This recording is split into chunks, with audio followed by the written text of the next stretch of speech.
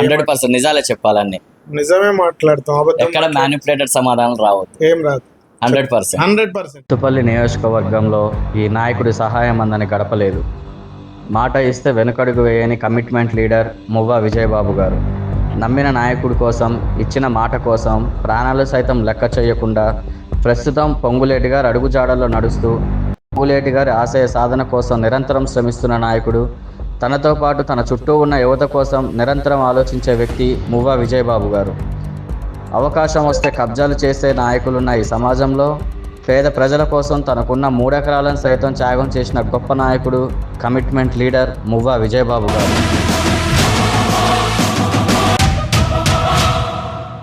TRS గవర్నమెంట్కి 10 సంవత్సరాల్లో రాని నెగిటివిటీ మీరు సంవత్సరాలలోనే మూటగట్టుకున్నారని ప్రజలు అంటున్నారు. దానికి మీరేమంటారు? ఎట్లా చెప్పగలుగుతారు? మన జరిగిన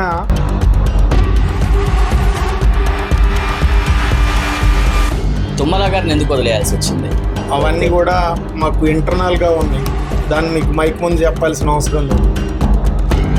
తుమ్మల గారు, పొంగులేటి గారు ఇద్దరు ఒకటే పార్టీలో ఉన్నప్పుడు ఒక శ్రీనివాస్ రెడ్డి గారు వెంటనే అడగడానికి కారణం ఏంటి? నేను అదే చెప్పాను మీకు. నేను ఎక్కడున్నా కమిటెడ్గా ఉంటా. నేను శ్రీనివాస్ రెడ్డి గారితో ప్రయాణం చేస్తున్నా కాబట్టి నాకు శ్రీనివాస్ రెడ్డి గారే నాయకుడు. దీని వెనక ఎక్స్ మినిస్టర్ పువ్వాడ అజయ్ కుమార్ గారు హస్తం ఉందంటారా? లేదని మీరెందుకు అనుకుంటున్నారు? తప్పకుండా ఆయన ప్రయత్నం ఆయన చేశాడు. పాపం ఆయన్నే ఇంటికి పంపించారు ప్రజలు.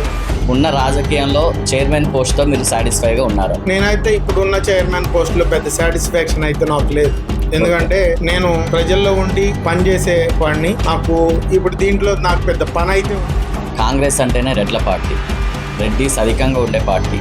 ఇంతమంది రెడ్డిస్ మధ్యలో కమ్మ సామాజిక వర్గానికి చెందిన మీరు ఇమడలేస్తారా? కులంతో పని ఏముంది? మనం చేసే పనితీరును బట్టి మనకు పదవులు వస్తాయి. మువ్వా విజయబాబు గారి ఫ్యూచర్ టార్గెట్ ఏంటి? రాజకీయాల్లో దేనికోసం పనిచేస్తారు? ఏదో ఒకటి ఆశించే పని చేస్తారు. కాంటెస్ట్ చేస్తారనమాట వచ్చే ఎలక్షన్స్లో ఎమ్మెల్యేగా. పని చేసేటప్పుడు ఆశించడంలో తప్పేముంది? సొంత పార్టీలోనే పొంగులేటి గారికి చెక్ పెట్టాలి అని అనుకుంటున్నారని చెప్పి చాలా మంది ప్రజలు అనుకుంటున్నారు. దాని గురించి మీరేమంటారు? హరీష్ రావు ఒక గ్రూపు, కవిత ఒక గ్రూపు, కేటీఆర్ ఒక గ్రూపు, ముఖ్యమంత్రి ఒక గ్రూపు. ఒక కుటుంబంలో మొత్తం పార్టీ, ప్రాంతీయ పార్టీ వీళ్ళంతా నడుపుతుంటే దాంట్లో 4 గ్రూపులు ఉన్నప్పుడు గ్రూపిజం మొత్తంలో పెద్ద వాళ్ళలాగా వాళ్ళు చేసింది ఘోరంత అయితే చెప్పుకున్నది కొన్ని కోట్లు స్కామ్ చేశారు, డీసీబీ చైర్మన్ పోస్ట్లో ఉండి దుర్వినియోగం చేశారు. అది దాంట్లో ఎంతవరకు వాస్తవం ఉంది? 100 మంది 100 అభియోగాలు రాజకీయాల్లో చేస్తారు. చేసిన అభియోగం అందులో నిజం అవ్వదు. అంటే ఆల్మోస్ట్ నిప్పులేంది పొగరాదు కదా అంటారు కదా, ఎక్కడో చిన్న కావాలని చేసిన వాళ్ళంతా కూడా ఫస్ట్ పట్టిపోయారు. ఇటువంటి రాజకీయ నాయకులు భవిష్యత్తులో కూడా నేను సక్సెస్ అవుతారు అనుకోను. మనం నడిచేటప్పుడు ఎదరు గొయ్యి ఉంది అంటే దాన్ని చూసుకొని పక్కకు తిరిగిపోయినోడు సక్సెస్ అవుతాడు. ముందు గొయ్యి చూసుకోకుండా ముందుకు పోయినోడు గోతులు. మువ్వా విజయబాబు గారి పొలిటికల్ ఫాదర్ ఎవరు? నేను దీంట్లో రాజకీయాల్లో నాకు గాడ్ ఫాదర్ అనేది నేను తుమ్మల గారి ఇన్స్పిరేషన్తోనే రాజకీయాల్లోకి వచ్చాను. ఆయన దగ్గరే నేను దాదాపు 15 సంవత్సరాలు ఆయనతో కలిసి పనిచేశాను. నేను ఈ డిసిషన్ తీసుకొని చాలా మంచి పని చేశాను అన్న డిసిషన్ ఏమైనా అనిపించిందా మీకు? తప్పకుండా. బీఆర్ఎస్ పార్టీని వ్యతిరేకించి మేము బయటకు వచ్చి వాళ్ళకు వ్యతిరేకంగా జెండా ఎగరేసి ఈ జిల్లాలో ఒక్క ఎమ్మెల్యేని కూడా గెలవనీయకుండా చేసిన రోజు హ్యాపీయెస్ట్ మూమెంటే కదా. మరి వాళ్ళందరినీ పొందబెట్టినప్పుడు హ్యాపీ. గవర్నమెంట్ పడిపోతుంది అనే టీఆర్ఎస్ నాయకులకు మీరు ఏం చెప్తారు? ఎందుకు పడిపోద్ది? వాళ్ళలో వాళ్ళకే సఖ్యత లేదు. నేను చెప్పినట్టు వాళ్ళ ఇంట్లో 4 గ్రూపులు ఉన్నాయి. అవును. ఒకవేళ నిజంగా వాళ్ళకి ఇచ్చినా కూడా ఇప్పుడు కొట్టుకొని వాళ్ళు నేను ముఖ్యమంత్రి అయితే నేను ముఖ్యమంత్రి అవుతా అని చెప్పి వాళ్ళు కలపడే పరిస్థితి ఉంది. ముందు వాళ్ళ సంగతి చక్క పెట్టుకోమనండి. మా సంగతి ఎందుకు మీ మీద అంత కాన్సన్ట్రేషన్ చేసి మిమ్మల్ని టార్గెట్ చేయాలనుకోవడం? రాజకీయ శత్రుత్వం టార్గెట్ చేసిందే తప్ప నాకు ఆయనకి ఏం తగు. నేను ఇంత కష్టపడ్డా కానీ నా మీద ఇలాంటి ఒక రూమర్ వచ్చింది అని చెప్పి మీరు ఏమైనా బాగా ఫీల్ అయినా? లేకుండా ఎట్లుంటుంది? వాస్తవంగా నేను చాలా నా మనసుకి బాధ అనిపించింది ఆ ఎపిసోడ్లో. ఆ బ్యాంక్ని డెవలప్ చేయాలన్న తాపత్రయం తప్ప దాన్ని మనం ఏదో తినాలన్న ఆశించో చేసింది కాదు. ఆ క్రమంలో నా లైఫ్లో ఈ సిచ్యువేషన్ జరగకపోతే బాగుండు అన్న ఒక సిచ్యువేషన్ ఏమైనా ఉందా? జీవితమే ఒక ప్రయాణం. రకరకాల ఒడిదుడుకులు వస్తాయి. మంచి ఉంటుంది, చెడు ఉంటుంది. జరిగేది మన చేతిలో ఉంటే జరగకుండా చూస్తాం.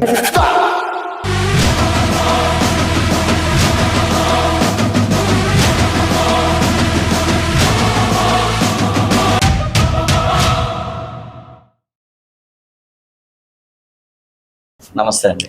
నమస్తే. బాగున్నారా? బాగున్నానండి. ఎలా ఉంది సార్ ప్రజెంట్ కాంగ్రెస్ పరిపాలన? బాగుంది. బాగుందంటారా? బాగుందని అనుకుంటున్నాం. ఎందుకంటే ప్రజలు మమ్మల్ని ఆశీర్వదించి ప్రభుత్వంలో పంపించి 15 నెలలు అవుతుంది. ఎస్. ఈ 15 నెలల కాలంలో కూడా ప్రభుత్వంలో చాలా మార్పులు తీసుకొచ్చి ప్రజలకి మేము స్కీమ్స్ అందించినా కూడా కొంత ప్రతిపక్షం వాళ్ళు దాన్ని యాగి చేసి ఏదో ఇది చేయాలనేది చూస్తూ ఉన్నారు. ఓకే. అయినా కూడా ప్రజలకి వెల్ఫేర్ అందుతూ ఉంది కాబట్టి ప్రజలు ఇంకా మా వైపే ఉన్నారు, దాంట్లో no doubt at all. So ప్రజలు మీ వైపు ఉన్నారని మీరు అంటున్నారు. టీఆర్ఎస్ గవర్నమెంట్కి 10 సంవత్సరాల్లో రాని నెగిటివిటీ మీరు సంవత్సరాలలోనే మూటగట్టుకున్నారని ప్రజలు అంటున్నారు. దానికి మీరేమంటారు? ఎట్లా చెప్పగలుగుతారు? మొన్న జరిగిన పార్లమెంట్ ఎన్నికల్లో మేము 8 సీట్లు గెలిచాము, వాళ్ళు 0. ఆ తర్వాత జరిగిన ఎన్నికలు కూడా ఏం లేవు. తర్వాత ఈ ఎన్నిక జరిగింది, ఈ ఎన్నికల్లో మేము ఓడిపోయాం, వాటిం పాలయ్యాం అంటే టీఆర్ఎస్ ఎక్కడన్నా గెలిచింది అంటే దాంట్లో వాళ్ళు దాన్ని చెప్పుకున్న ఒక అందం. వీళ్ళే దాన్ని క్రియేట్ చేసి నెగిటివ్ మూట కట్టారని చెప్పి నెగిటివ్ ప్రచారం, నెగిటివ్ ప్రాపగండా చేస్తూ ఉన్నారు తప్ప ప్రజల్లో ఏం నెగిటివ్ ఉందని మేము అనుకోవట్లే. సో ఇప్పుడు మీరు అన్నది కూడా కరెక్టే. ఇంకొక వర్షన్ ఏంటంటే జనాలు కామన్ మ్యాన్స్ అనుకుంటున్న డిస్కషన్, కాంగ్రెస్ గవర్నమెంట్ ఇచ్చే స్కీమ్స్ 100% చాలా బాగున్నాయి, కాకపోతే గ్రౌండ్ లెవెల్కి దాన్ని అప్లై చేయడానికి కరెక్ట్ గ్రౌండ్ లెవెల్లో లీడర్స్ ఫెయిల్ అవుతున్నారా, అధికారులు ఫెయిల్ అవుతున్నారా అని చిన్న కన్ఫ్యూజన్లో ఉంది. కన్ఫ్యూజన్ ఎందుకు వస్తుంది కామన్ మ్యాన్లో? వాళ్ళలాగా వాళ్ళు చేసింది ఘోరంత అయితే చెప్పుకున్నది కొండంత. వాళ్ళు ప్రచారానికి, ఆర్భాటాలకి వాళ్ళు చేసినంత ఖర్చు మీరు గత 10 సంవత్సరాల్లో మీరు తీసుకుంటే దానికే వేల కోట్ల రూపాయలు ప్రచారానికి ఖర్చు చేశారు.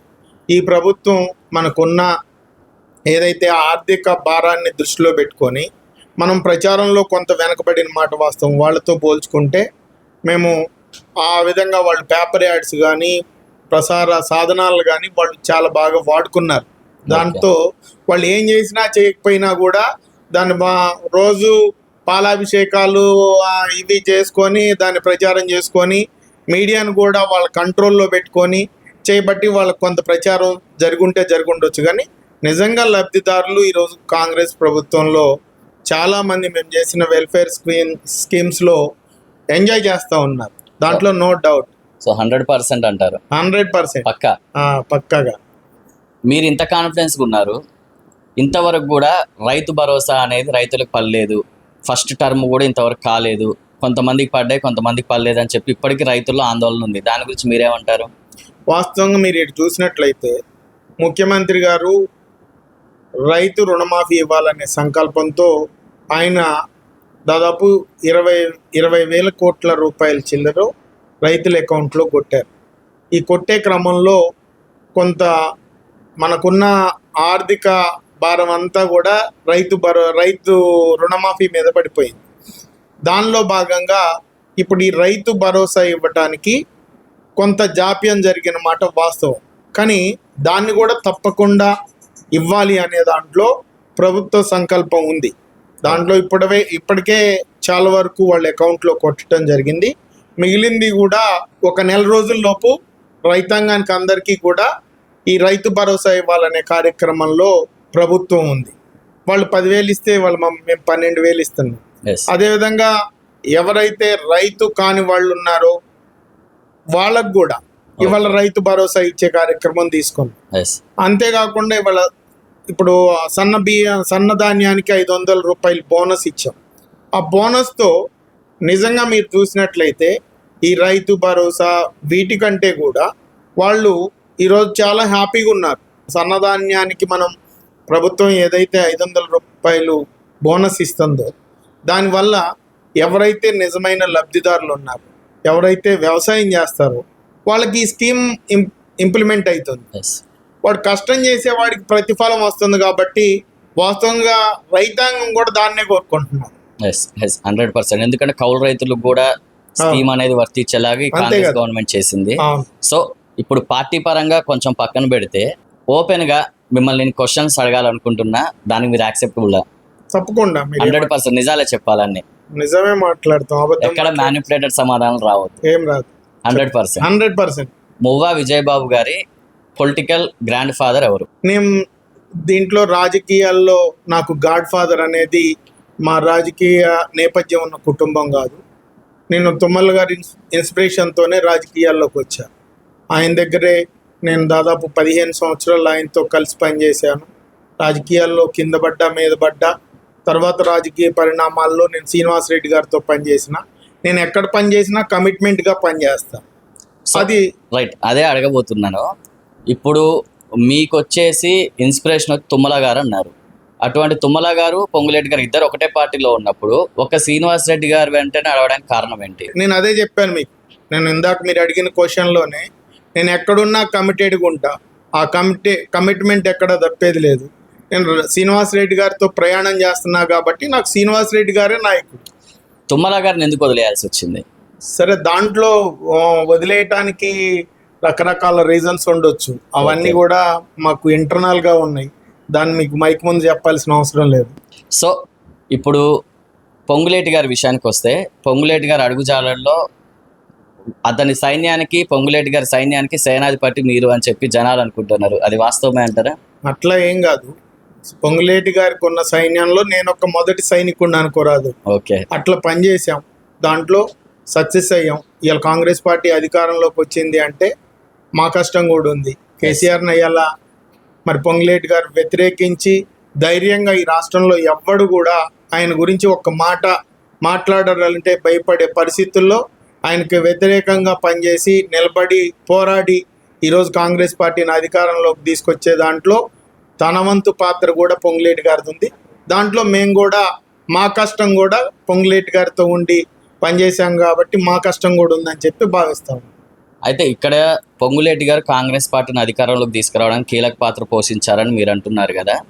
సో సొంత పార్టీలోనే పొంగులేటి గారికి చెక్ పెట్టాలి అని అనుకుంటున్నారని చెప్పి చాలామంది ప్రజలు అనుకుంటున్నారు. దాని గురించి మీరేమంటారు ఒక స్టేట్ లీడర్గా?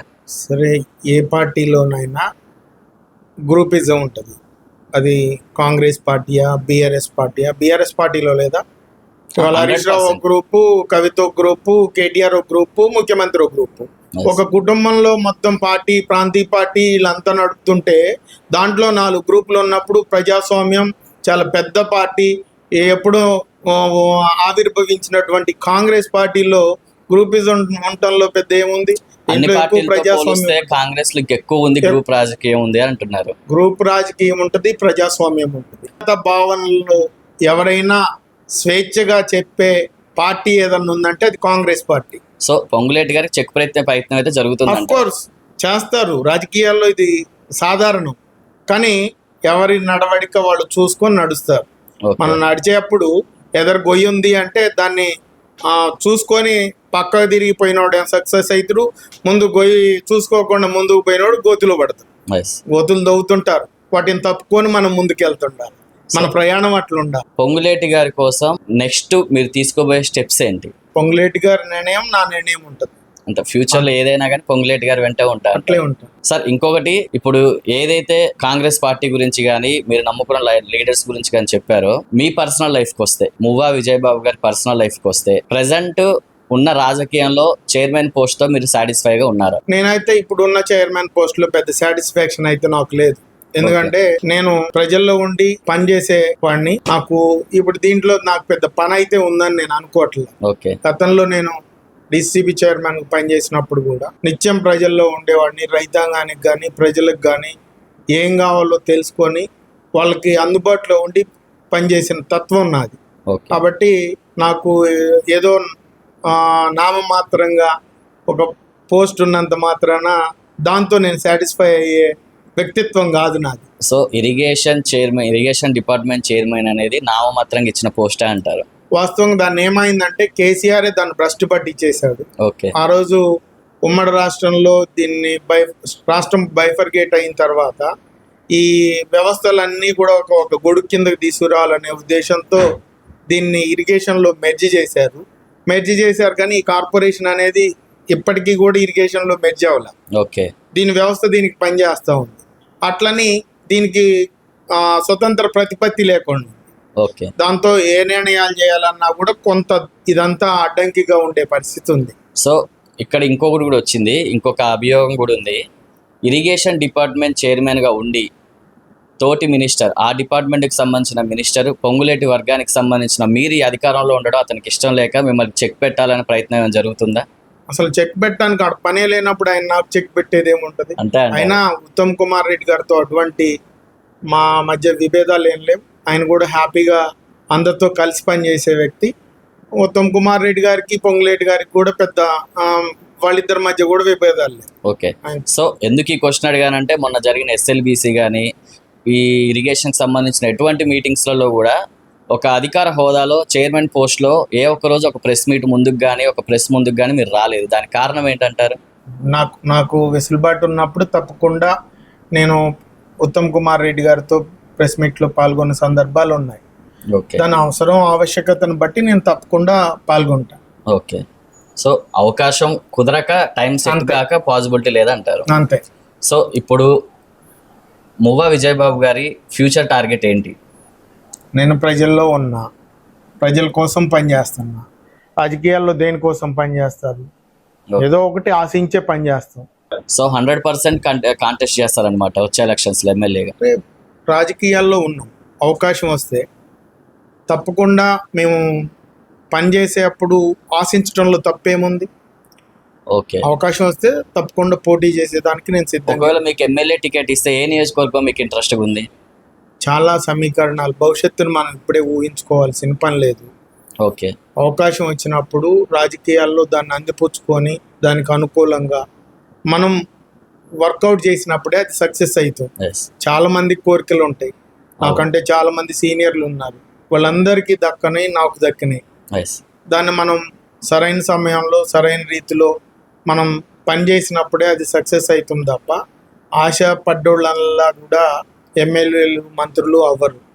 నాకున్న అవును. సిద్ధాంతంలో అయితే మనం కష్టం చేసి పని చేసి దానికి అన్ని కాలం కలిసి వచ్చినప్పుడు తప్పకుండా మనకు ఆ ప్రతిఫలం కూడా వస్తుందని చెప్పి నేను భావిస్తాను. సో ఇప్పుడు మీరన్నట్టు ఫ్యూచర్లో చాలా సమీకరణాలు ఉండబోతున్నాయి. ఒకవేళ ప్రజెంట్ ఇప్పుడున్న జనరల్ స్థానాల్లోనే మీకు మోస్ట్లీ ఈ స్థానం అయితే నాకు వర్కబుల్ అవుతుంది, నాకు సెట్ అవుతుంది అన్న స్థానం ఏది ఉంది? ఇప్పుడున్న స్థానాల్లో నాకు అవకాశం రాదు. అక్కడ ఇప్పుడు పొంగులేటి గారు, తుమ్మల గారు అట్లే ఒకటి సిపిఐకి ఇచ్చారు. ఎస్. రకరకాల సమీకరణాలు ఉంటాయి. రేపు డీలిమిటేషన్ జరిగి ఏదైనా అవకాశం వచ్చినప్పుడు దాంట్లో పోటీ దాంట్లో అవకాశం వస్తే మాత్రం తప్పకుండా పోటీ చేస్తాం. సార్ మోస్ట్లీ ఇంకొక డౌట్ ఏంటంటే కాంగ్రెస్ అంటేనే రెడ్ల పార్టీ, రెడ్డిస్ అధికంగా ఉండే పార్టీ. ఇంతమంది రెడ్డిస్ మధ్యలో కమ్మ సామాజిక వర్గానికి చెందిన మీరు ఇమడలేస్తారా? సామాజిక వర్గంతో పని లేదు. ఇప్పుడు శ్రీనివాస్ రెడ్డి గారు రెడ్డి అయితే నేను కమ్మయ్యి అక్కడ నేను పని చేయలేదా? ఓకే. పని చేశాను. పని చేసిన తర్వాత అధికారం వచ్చిన తర్వాత మొట్టమొదట స్థానం వచ్చింది కూడా నాకే. ఆయన తర్వాత నాకు ఈరోజు కార్పొరేషన్ చైర్మన్ వచ్చింది అంటే నాకే వచ్చింది. 100%. సో అది కులంతో పని ఏముంది, మనం చేసే పనితీరును బట్టి మనకు పదవులు వస్తాయి, ప్రజల్లో మనకి ఆ గౌరవం దక్కిద్ది.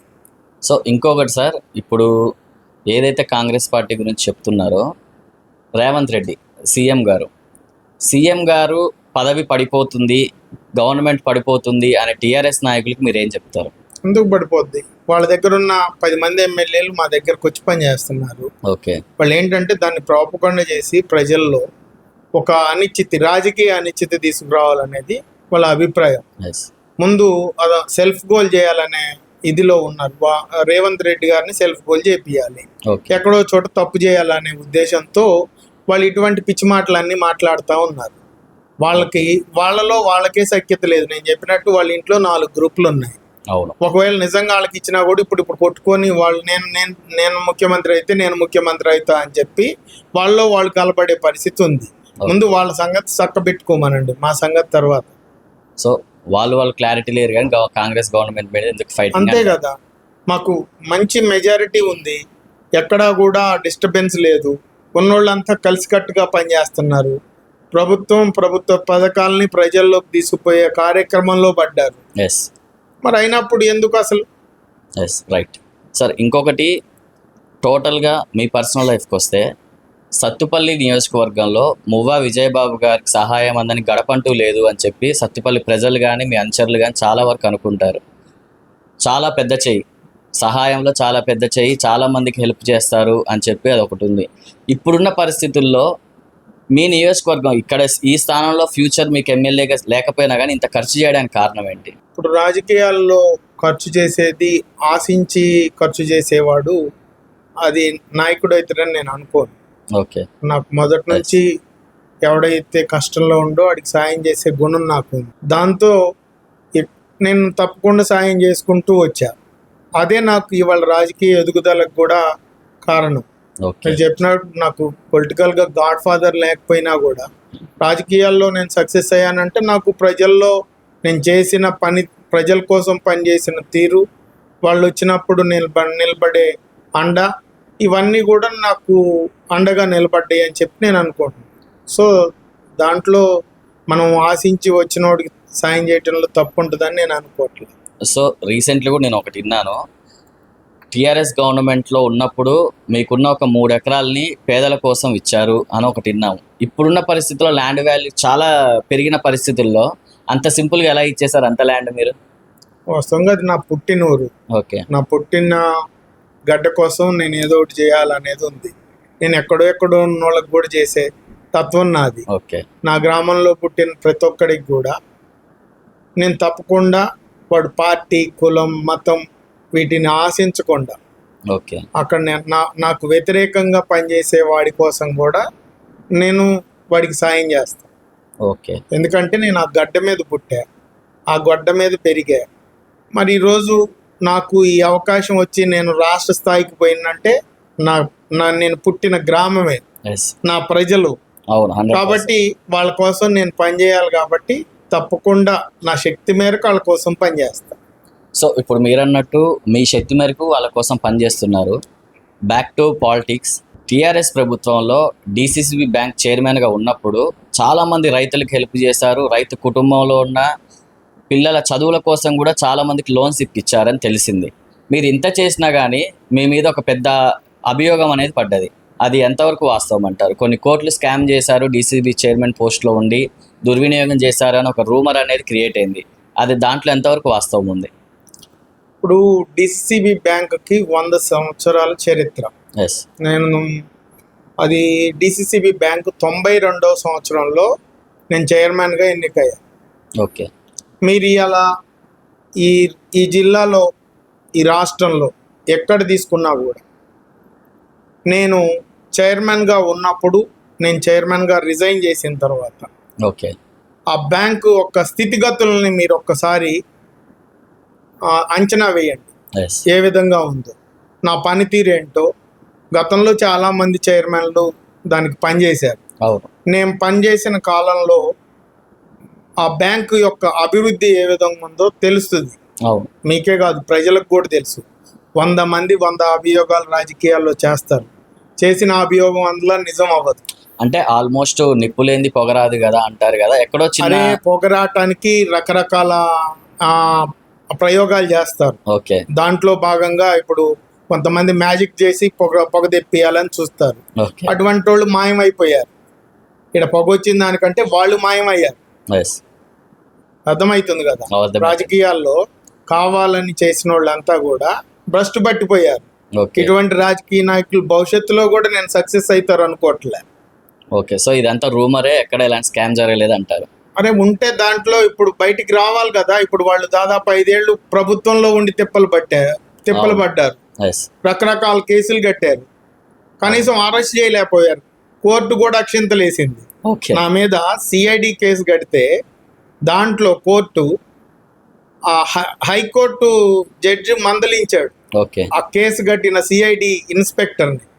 ఇప్పుడు నేను రిజైన్ చేసి 3 ఏళ్ల తర్వాత నేను పనిచేసిన కాలంలో బ్యాంకు ప్రతి సంవత్సరం కూడా ఆడిట్ జరిగింది.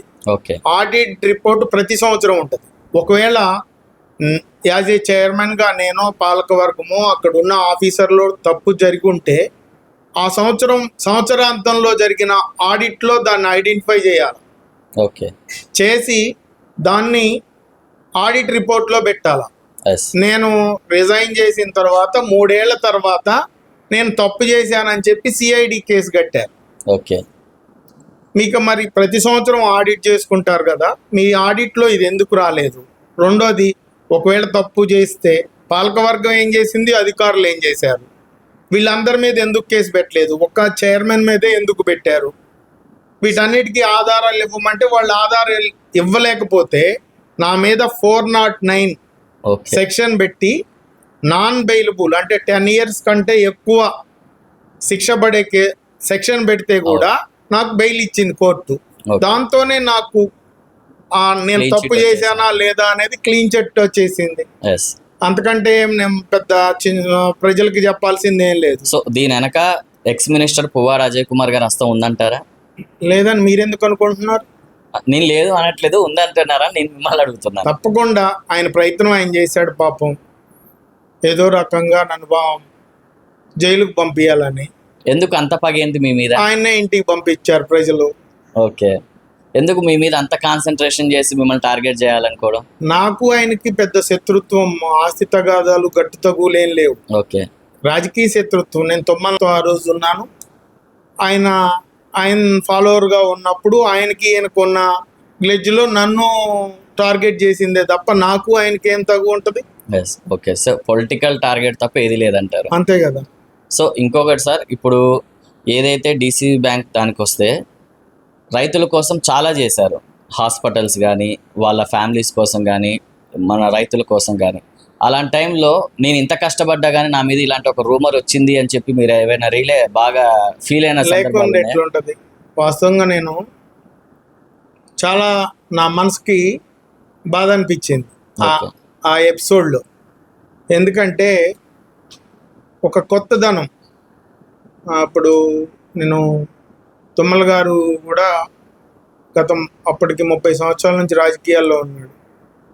ఆయన నేను చెప్పిన వాళ్ళు ఈ బ్యాంకు చైర్మన్ అయ్యారు. ఇప్పటి వరకు ఎక్కడా కూడా దీంట్లో మార్పు లేదు. మార్పు కావాలని చెప్పని అడిగారు. నేను వెళ్ళి చెప్పినప్పుడు ఓకే, దాంట్లో భాగంగా అనేక సంస్కరణలు తీసుకొచ్చి ఆ బ్యాంకుని డెవలప్ చేయాలన్న తాపత్రయం తప్ప దాన్ని మనం ఏదో తినాలన్న ఆశించో చేసింది కాదు. ఆ క్రమంలో హాస్పిటల్ నిర్ణయం కూడా తీసుకున్నాం. పాలకవర్గం నిర్ణయం. ఆ రోజు పాలకవర్గంలో కూడా కమ్యూనిస్టులు ఉన్నారు, తెలుగుదేశం ఉంది, మేమున్న బీఆర్ఎస్ పార్టీ ఉంది. ఆ రోజు అందరం కలిసి నిర్ణయం తీసుకుంది. నేను ఒక్కని కాదు, అందరూ కలిసి నిర్ణయం తీసుకొని హాస్పిటల్ కట్టిన తర్వాత వీళ్ళకు ఉన్నటువంటి కక్ష సాధింపు ధోరణితో దాన్ని ఆగం చేశారు తప్ప ఈరోజు కూడా ఆ హాస్పిటల్ ద్వారా ఈ ఖమ్మం జిల్లాలో ఉన్న రైతాంగానికి ఇంకా సేవలు అందిస్తూనే ఉంది. ఎక్కడ దాని సేవలు అయితే ఆగలే. వాళ్ళు రకరకాల ప్రయత్నాలు చేసినప్పటికీ కూడా ఈ రోజు కూడా సేవలు అందిస్తూనే ఉంది. సో ఆ ఎపిసోడ్ మిమ్మల్ని బాగా బాధపడేలా చేసింది. అంతే కదా, పని చేసేవాడి మీద ఓకే మరి నిందలు పడి మన అనవసరంగా ఇబ్బందులు పెట్టినప్పుడు మనం వీళ్ళ కోసం ఇంత పని చేస్తే దానిలో మరి కనీసం నాకు అండగా ఉండాల్సినోడు కూడా ఎవడు నిలబడినప్పుడు బాధ లేకుండా ఎట్లా ఉంటుంది? 100% ఉంటుంది సార్. టోటల్గా ఓవరాల్గా మీ పొలిటికల్ జర్నీ కానీ మీ పర్సనల్ లైఫ్లో కానీ నా లైఫ్లో ఈ సిచ్యువేషన్ జరగకపోతే బాగుండు అన్న ఒక సిచ్యువేషన్ ఏమైనా ఉందా? జీవితమే ఒక ప్రయాణం. రకరకాల ఒడిదుడుకులు వస్తాయి. మంచి ఉంటుంది, చెడు ఉంటుంది. దాంట్లో వీటన్నిటిని అధిగమించుకుంటూ ముందు పోవటమే తప్ప ఇది జరిగితే ఏంటి, అది జరగకపోతే ఏంటి అంటే జరిగేది మన చేతిలో ఉంటే జరగకుండా చూస్తాం కదా. ఇప్పుడు స్కిప్పబుల్ మూమెంట్ లేదంటున్నారు. మోస్ట్ హ్యాపీయెస్ట్ మూమెంట్ నేను ఈ డిసిషన్ తీసుకొని చాలా మంచి పని చేశాను అన్న డిసిషన్ ఏమైనా అనిపించిందా మీకు? తప్పకుండా. బీఆర్ఎస్ పార్టీని వ్యతిరేకించి మేము బయటకు వచ్చి వాళ్ళకు వ్యతిరేకంగా జెండా ఎగరేసి వాళ్ళని బొందబెట్టిన రోజు, ఈ జిల్లాలో ఒక్క ఎమ్మెల్యేని కూడా గెలవనీయకుండా చేసిన రోజు హ్యాపీయెస్ట్ మూమెంటే కదా. ఎంతో మంది కుయుక్తులు పన్ని వాళ్ళ ప్రభుత్వంలో వాళ్ళతో ఉంటే అక్రమ కేసులు బనాయించి మరి వాళ్ళందరినీ బొందబెట్టినప్పుడు హ్యాపీయే కదా. సో ఇంకొకటి సార్, ఫైనల్గా మువ్వా విజయబాబు గారు అనగానే ప్రతిపక్ష నాయకులు ఇప్పటికీ స్టిల్ నౌ ఈ రోజుకి కూడా ఒక డీసీసీ బ్యాంక్ స్కామ్ ఒక్కదాని గురించే హైలైట్ చేసి మాట్లాడుతున్నారు. ఇప్పటికీ దాని గురించి మాట్లాడే ప్రతిపక్ష నాయకులకి మా స్టూడియో ద్వారా మీరు ఏం చెప్పాలనుకుంటున్నారు? ఒక్కటి, ఈ జిల్లాలో ఉన్న వీళ్ళెంత రాద్ధాంతం చేసి నా మీద అనేక అక్రమ కేసులు కట్టారు. ఒక్కడంటే ఒక్క రైతు నా మీద వ్యతిరేకంగా విజయబాబు చైర్మన్గా నేను లోన్ ఇచ్చి లోన్ తీసుకొని డబ్బులు ఇచ్చాను, లేకపోతే నేను విజయబాబు నాకు ఉద్యోగం ఇచ్చి డబ్బులు తీసుకున్నాడు. ఎక్కడన్నా ఒక్క రైతు ఎక్కడన్నా ఈ జిల్లాలో మాట్లాడితే నేను రాజకీయంగా అసలు రాజకీయమే చేసేవాడిని కాదు, రాజకీయాలే మానేసేవాడిని. ఎందుకంటే వాళ్ళు నాకు బయటపడి మద్దతు తెలియజేయకపోయినప్పటికీ కూడా వాళ్ళు నేను పనిచేసిన విశ్వాసం వాళ్ళలో కనపడ్డది. నాకు అన్యాయం జరిగిందని అన్నారు తప్ప, అన్యాయంగా నన్ను అక్రమ కేసులు కడుతున్నారని బాధపడ్డారు తప్ప ఎవ్వరు కూడా నా గురించి తప్పుగా మాట్లాడిన వాళ్ళు లేరు. రాజకీయాల్లో ఇవి సాధారణం కాబట్టి మనం ముందుకు పోతుండాలి. సో ఇంకొకటి సార్, ఇప్పుడు మీరు ఉండేదేమో మోస్ట్లీ ఉంటే సత్తుపల్లి, లేదు అని అంటే హైదరాబాద్. స్టేట్ లీడర్ కాబట్టి హైదరాబాద్లో ఎక్కువ ఉండాల్సి వచ్చిన పరిస్థితులు ఉంటాయి, లేదా సత్తుపల్లి. మధ్యలో ఉన్న ఖమ్మంలో మీకు యూత్లో క్రేజ్ ఎక్కువ ఉంటుంది. ఖమ్మం టౌన్లో ఉన్న యూత్ చాలా వరకు మీకోసం ఏదైనా చేయడానికి రెడీగా ఉంటారు. అంత క్రేజ్ రావడానికి కారణం ఏంటంటారు యూత్లో? అంటే నేను ఈ జిల్లాలో పనిచేశాను, యంగ్స్టర్స్కి నేను కూడా ఆదర్శంగా. ఈరోజు నేను రాజకీయాల్లోకి వచ్చిన తర్వాత నా ఏజ్ గ్రూప్ వాళ్ళు కూడా పెద్దగా రాజకీయాల్లో లేరు. దాంతో మోటివేషనల్గా కొంత ఏదన్నా నా దగ్గరకు వచ్చినా కూడా చెప్తాను. యంగ్స్టర్స్ అంతా నన్ను అభిమానిస్తారు. ఎందుకో ఈ క్వశ్చన్ అడిగానంటే, మోస్ట్లీ ఎక్కువ కూడా గట్టే సెంటర్లో మువ్వా విజయబాబు గారు ఏ యూత్ని కదిలిచ్చినా కానీ నువ్వు ఎవరు మనిషి అంటే గర్వంగా మువ్వా విజయబాబు గారు మనిషి అని గర్వంగా చెప్పుకుంటారు, ఇంతమంది మినిస్టర్స్ ఉన్నా కానీ. సో గట్టే సెంటర్లో యూత్ మీరు పరిచయం కాకముందు ఒకలాగా ఉన్నారు, పరిచయం అయ్యాక టోటలీ చేంజ్ అయిపోయారు.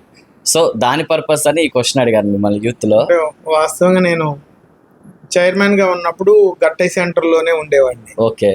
రెండోది సరే, ఒకటి యంగ్స్టర్స్ ఎవరు నా దగ్గరకు వచ్చినా కూడా వాళ్ళు ఏదో రకంగా పని చేసుకొని మంచిగా సమాజంలో మంచిగా బతకాలనేదే చెప్తాను తప్ప తప్పు చేయమని కానీ ఇంకో రకం కానీ వాడికి ఆ చేసుకునే క్రమంలో ఏదైనా సాయం చేయాల్సి వచ్చినా కూడా సాయం చేసి నిలబెడతా. కాబట్టి వాళ్ళు కూడా మంచిగా నా విషయంలో నా వెనక నిలబడి ఉంటారు. ఓకే. సో మొత్తానికైతే యూత్ని కూడా ఒక మంచి వేలో తీసుకెళ్లాలని ఒక సంకల్పంతో ఉన్నారనమాట. సో సార్, ఫైనల్లీగా మా టచ్ స్టూడియో ద్వారా తెలంగాణ ప్రజలకు కానీ కాంగ్రెస్ కార్యకర్తలకు కానీ మీ సత్తుపల్లి నియోజకవర్గ ప్రజలకు కానీ మిమ్మల్ని అభిమానించే యువతకు కానీ మా టచ్ స్టూడియో ద్వారా ఎలాంటి మెసేజ్ ఇవ్వాలనుకుంటున్నారు? ఒకటే చెప్తున్నా, ఈరోజు కాంగ్రెస్ పార్టీ అధికారంలోకి వచ్చి 15 నెలలు అయిన తర్వాత రాష్ట్ర ముఖ్యమంత్రి రేవంత్ రెడ్డి గారు అనేక సంక్షేమ కార్యక్రమాలు తీసుకున్నారు.